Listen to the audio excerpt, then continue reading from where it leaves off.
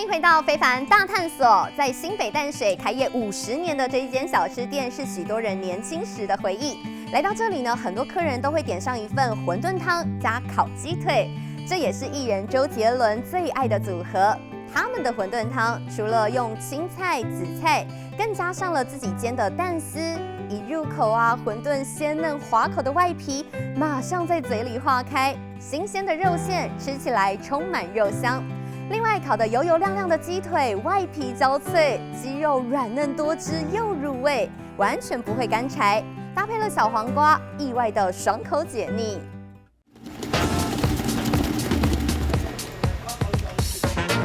中午时分，店外人潮涌进，纷纷来到淡水老街，为的全是这个头硕大、又清淡爽口的温州大馄饨。他们的那个馄饨非常好吃，因为皮薄馅多。民国差不多61年左右，我走路都从这边经过。那时候跟同学就有来这边吃过。没有，我从小吃到大。我高中的时候就常来吃，我家本来住对面。这间在淡水老街开业将近50年的小吃店，是许多人年轻时的回忆。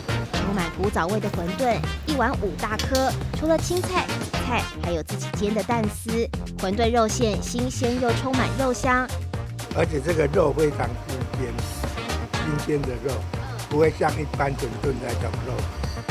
馄饨要吃起来新鲜又清爽，肉馅特别重要了。老板叶鹤龄和老板娘叶黄丽美每天和猪肉摊拿新鲜的温体猪肉，再丢进搅拌机拌匀。这样子使它又这个猪肉的那个组织性质呢又恢复，对，类似手工的性质，为什么要慢？肥肉2分，那个瘦肉8分，这样子。肥瘦比例是吃起来不腻口的关键。接下来的包馄饨绝活，将近80岁的叶鹤龄手速完全没在客气。好，开始。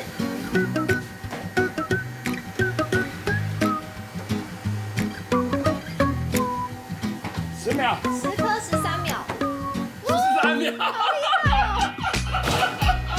叶鹤龄笑得中气十足，谈吐中尽是正向和乐观，很难让人想象他过去曾为了淋巴癌所苦。半年就好了，完全好了，然后现在已经第9年了。叫我买馄饨去给他吃了，不是买馄饨，煮馄饨坐计程车去没事。没有，对。他说你坐计程车来，我在楼下等你，因为化疗到他没有办法出院。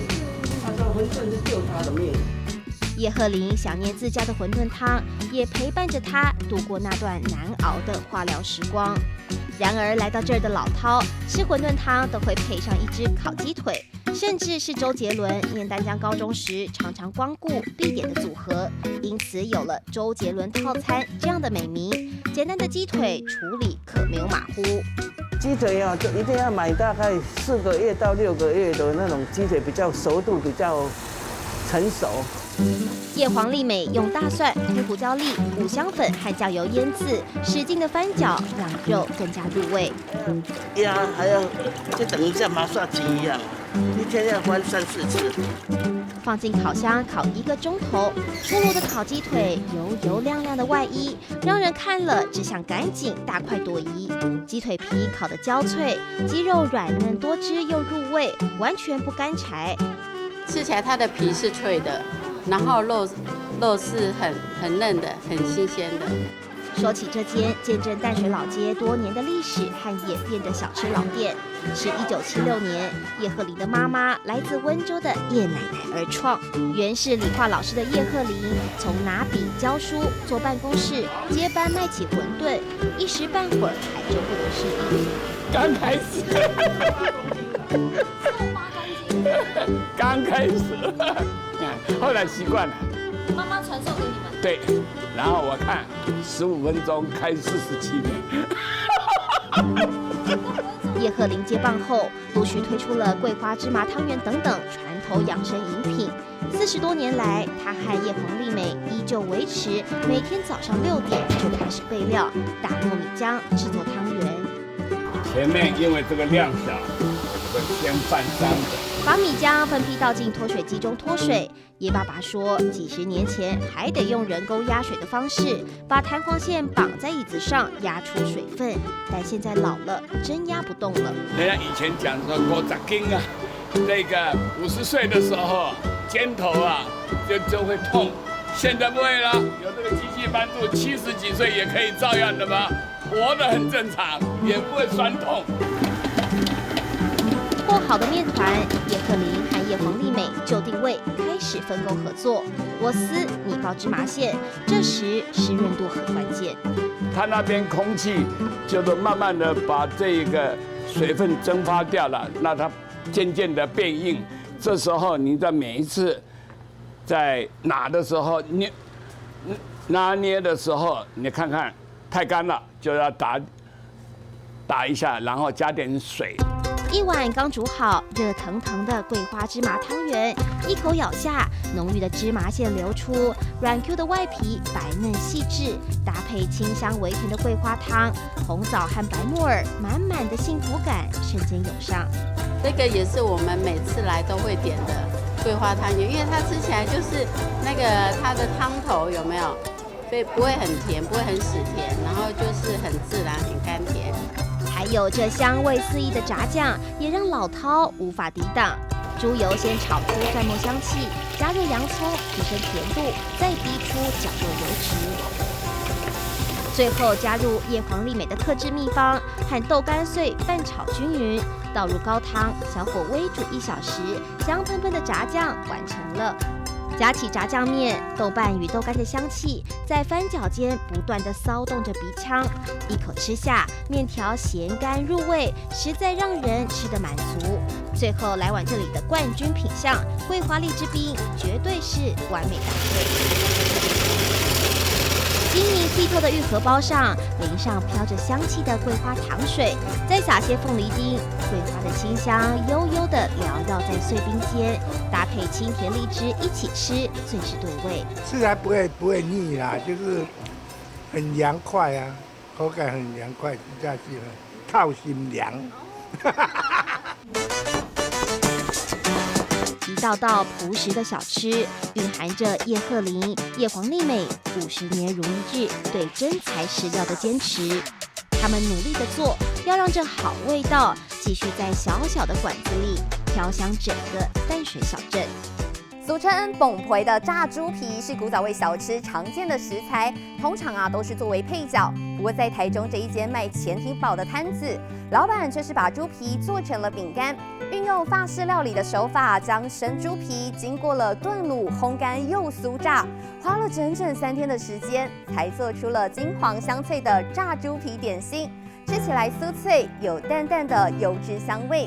另外，客人还会搭配分量十足的脆皮烧肉潜艇堡，烧肉烤的外脆内嫩，配着面包一起吃，美味又饱足。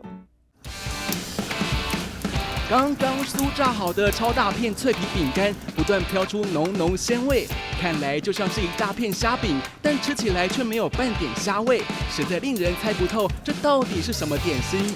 一开始看到的时候，可能就以为是像那种我们在外面看到虾饼那种感觉嘛，对，就是或者是也是饼干这样的。刚看的时候是以为是虾饼，可是吃起来就是很清爽。我不知道的人还以为是虾饼啊，结果吃起来是猪皮。令人意想不到的猪皮饼干，其实就是俗称的崩皮，经常在羹汤里或是白菜卤都能看见。只不过要把这些含有大量胶质的厚实猪皮炸得像是洋芋片那般酥香脆口，一开始去腥的步骤就很讲究。从这些过程里面，从刚开始到卤制啊，我们的卤制里面的鲜香料要把整个味道给压。猪皮它有一个猪皮特有的味道，要用一些米酒啊，然后再一些老抽把它那种味道给压掉。猪皮在中药卤汁里慢慢的被大火煮得扑噜扑噜，散发出浓郁的药膳香味。说起张哲维会卖起炸猪皮饼干，其实是怀念起以前在澳洲留学时品尝的美味了。那在那里我就发现，这个不是我们家的猪皮吗？台湾也就是有凤婆汤，然后也有北菜肉，里面也会有放一些小猪皮。因为这不是我们台湾很常见，我从小看到大的东西。那这个东西既然在澳洲，你可以加了调味料就变成街边小吃，那我们台湾也可以做啊。但是要做出和澳洲一样的炸猪皮饼干，哪有这么容易呀？卤好的猪皮要先经过刮油去腥，刮完之后又要再晾干。光是把猪皮给干燥，这个步骤就花了他整整2天时间。烘干就是要让那个胶质变性，超过24小时，甚至要28到30个小时的烘烤，它才有办法慢慢的让那个胶质完全的干燥。那完全干燥之后，它经过高温才会膨发。猪皮在低温油锅里酥炸，随着油温升高，慢慢炸出哔哔啵啵的声响。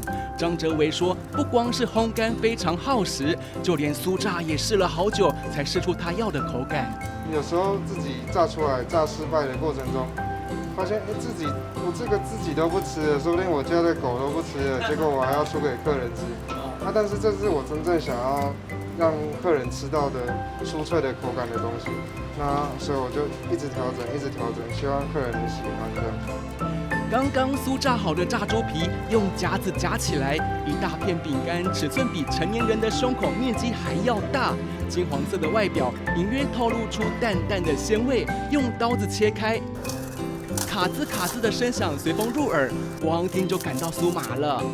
金黄香酥的限量炸猪皮饼干，经过卤制、烘干又酥炸，整整花了3天才有这般香脆的口感。吃来酥脆，有淡淡的油脂甜味，蘸点特调的BBQ酱，微微的炭烤香韵，吃了微咸微甜，超级刷脆。就是我一开始吃的时候，我其实也只是觉得，反正有这个特色点心我就吃吃看。但其实吃了之后真的蛮喜欢的，就是很刷脆，然后它也完全没有油耗味，就算我不沾酱，它也是吃起来很像饼干这样很好吃，尤其又觉得很舒服，没有负担。其实吃起来是会有那种猪肉香，因为一般我们吃虾饼可能就有虾味嘛，可是它就是有点像是可能猪肉口味的饼干这样子。像这个是酷比脆饼，我们特色的烤猪皮。台湾传统的低蹦皮，就很像饼干的口感。张哲维的炸猪皮饼干口味特殊，每到了用餐时间，摊子外便排起想尝鲜的客人。虽说生意正火，但回想刚开始和现在的情况相比，可说是天壤之别。刚开始在一中商圈开业的时候，我没有想好那个这里自己的市场定位，我实在是太有信心了。那个口味并没有和我们那时候一中商圈的学生所学的口味。他们觉得它太硬太干，然后不方便吃，当时还太油。这种状况下，我不断的再去调整那个口味，然后让学生们能接受。